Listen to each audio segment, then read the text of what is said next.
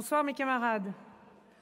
Je vous apporte le salut fraternel du syndicat Force ouvrière de l'EHPAD de Maulévrier, du syndicat FO de la DGFIP du Maine-et-Loire, qui m'ont confié leur mandat, et bien évidemment le salut fraternel des syndicats du Maine-et-Loire, et particulièrement celui des 45 militants présents dans ce congrès. Je suis mandatée pour voter le rapport d'activité et le rapport de trésorerie tels qu'ils nous ont été présentés. Camarades, ce congrès se tient après la crise de la Covid-19 qui a conduit le président Macron à décider de mesures qu'aucun d'entre nous n'oubliera.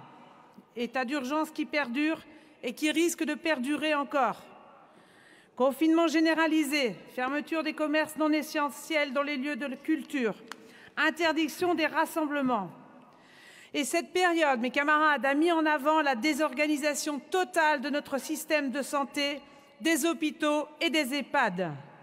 Dans les EHPAD, le manque de personnel, largement dénoncé depuis des années, le manque de moyens budgétaires pour faire face à la crise se sont traduits par des mesures d'isolement complet des résidents et une surmortalité. Les personnels font face à une dégradation sans précédent. Et avant la crise, c'était déjà comme ça s'est encore un peu aggravé, de leurs conditions de travail, rappel sur les repos, refus de congés, horaires à rallonge.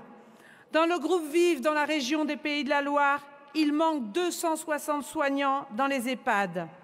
La direction fait appel à ceux qui sont condamnés à des travaux d'intérêt général et à des contrats civis en lieu et place d'emplois qualifiés. Camarades, on reconnaît une société bien traitante à la façon dont elle prend en charge ses enfants et ses aînés.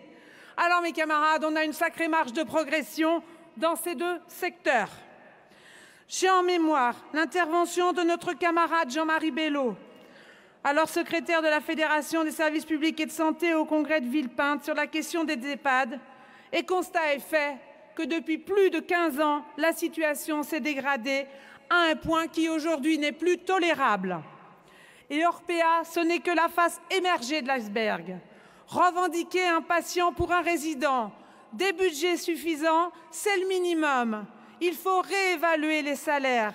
Les 183 € du Ségur et la prime grand âge n'auront pas permis, avec le niveau de l'inflation, que les personnels soient reconnus pour le travail exercé.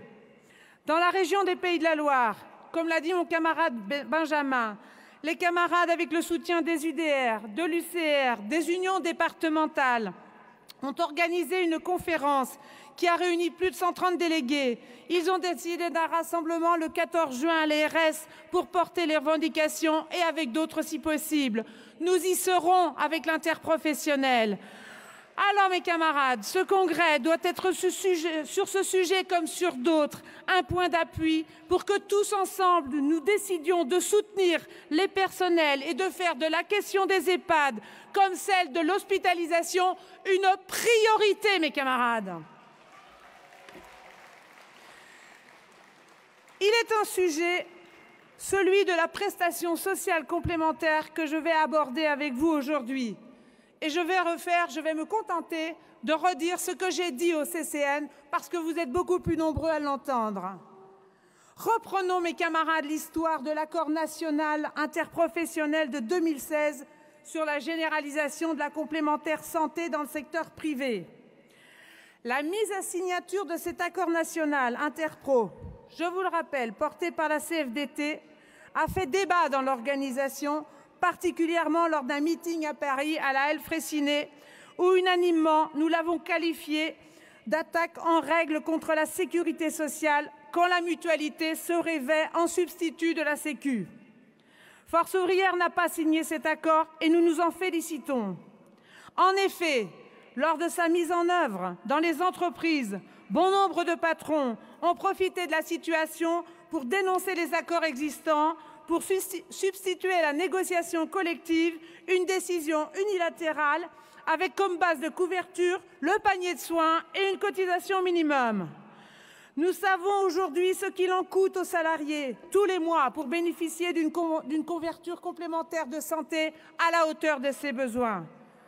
Mes camarades, nous avons subi à ce moment-là la fin des clauses de désignation et vu arriver les requins des assurances privées comme AXA. Je vous rappelle qu'AXA se rêve d'en finir avec la sécurité sociale depuis pas mal de temps. Nous avons alors entendu nos patrons nous dire « Je paye la complémentaire santé, alors je ne discuterai pas avec vous d'augmentation de salaire ». Alors, mes camarades, qu'y a-t-il de différent dans la fonction publique? Comment nous, militants FO, acharnés de la défense de la sécurité sociale, défenseurs de la sécurité sociale, avons-nous pu signer un tel accord? Cet accord dans la fonction publique qui porte, je vous le rappelle au passage, un coup au statut.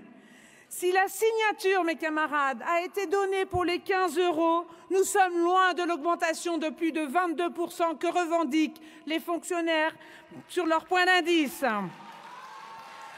Et mes camarades, cette signature n'aurait-elle pas rendu service à un ministre dans un contexte où se développent les grèves pour les augmentations de salaire?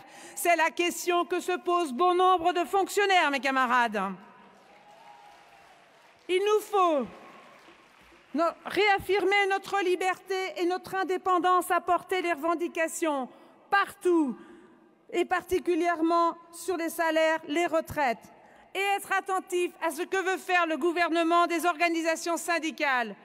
Le président entend faire de nous des courroies de transmission de sa politique, des instances de concertation.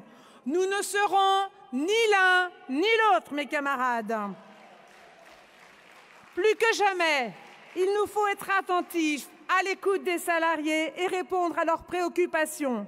Dans le cas contraire, ils pourraient décider, comme l'ont fait les Gilets jaunes ou comme l'ont fait 35 salariés et ambulanciers du groupe Vif dans mon département, qui, en l'absence de réponse de l'organisation syndicale présente dans l'entreprise, se sont mis en grève majoritairement pour obtenir une augmentation de salaire.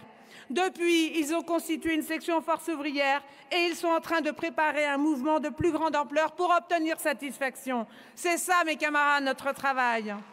Catherine, peux-tu conclure, s'il te plaît? J'ai presque terminé.